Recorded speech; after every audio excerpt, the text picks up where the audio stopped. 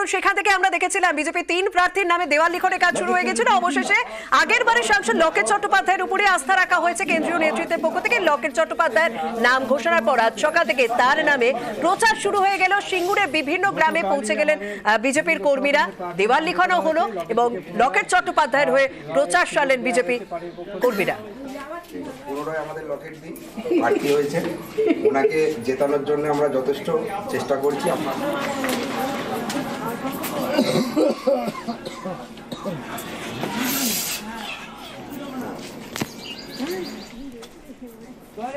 প্রার্থী হিসেবে হুগলি লোকসভা কেন্দ্রের মাননীয় লকেট চ্যাটার্জির নাম পুনরায় ঘোষিত হয়েছে। এই নাম ঘোষণার সাথে সাথে প্রত্যাশিত মতো আমরা পছন্দের প্রার্থী পেয়েছি।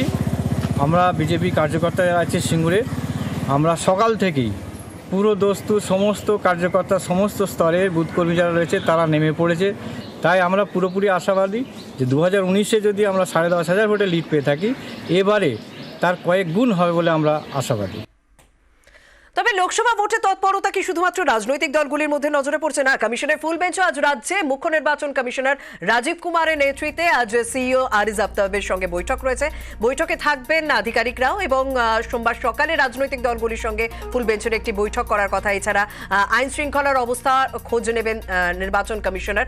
দুপুরে সব জেলার ডিএমএসপিদের সঙ্গেও বৈঠক রয়েছে ফুল বেঞ্চের। অন্যদিকে মঙ্গলবার রাজ্যের ডিজি এবং মুখ্য সচিবের সঙ্গে বৈঠক রয়েছে ফুল বেঞ্চের।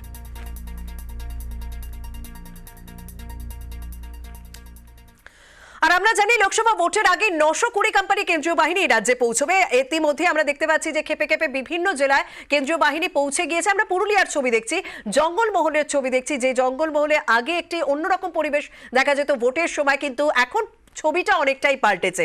সেই পুরুলিয়াতে আজ আমরা দেখলাম কেন্দ্রীয় বাহিনী পৌঁছে গিয়েছিল এবং পুলিশ সুপারের নেতৃত্বে সেখানে কেন্দ্রীয় বাহিনী রীতিমতো রুট মার্চ করলো এবং সাধারণের সঙ্গে কথাও বললেন।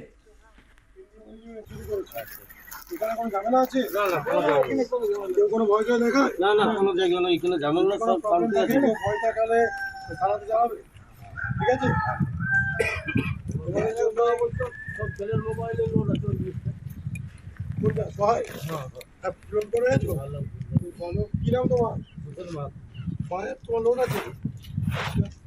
থানাতে জানাবে, থানাতে জানালে আমরা সেই জায়গায় সঙ্গে সঙ্গে মিট করবো।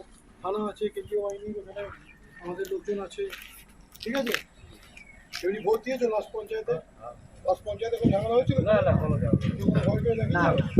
এখন আমাদের কোনো ভয় নেই। আর যেহেতু কেন্দ্র বাহিনী পাহারা দিচ্ছে কিংবা গ্রামে গ্রামে ঘুরে ওরা করছে, ওর জন্য আর আগের মতো নেই। গত পঞ্চায়েত নির্বাচনে ভালোভাবে হয়েছিল, কোনো শান্তি হয়নি, এবারও হবে না আশা করছি।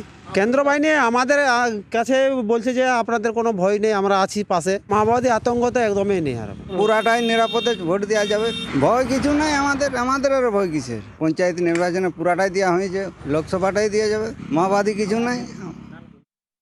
ডমিনেশনের জন্য প্রি ইলেকশন পিরিয়ডে আমরা সেটা নিয়ে বিভিন্ন যে ভালনারেবল হ্যামলেট আমরা আইডেন্টিফাই করেছি বা অন্যান্য জায়গাগুলো পুরুলিয়া যেটা যতটা সম্ভব আমরা কভার করছি, ফুটমার্চ করছি, ভালনারেবল ভোটারদের সঙ্গে কথা বলছি, ট্রাভেল বাংলাদেরকে ট্র্যাক করছি এবং ওয়ারেন্টি যারা আছে তাদের বাড়ি যেতে পারছি।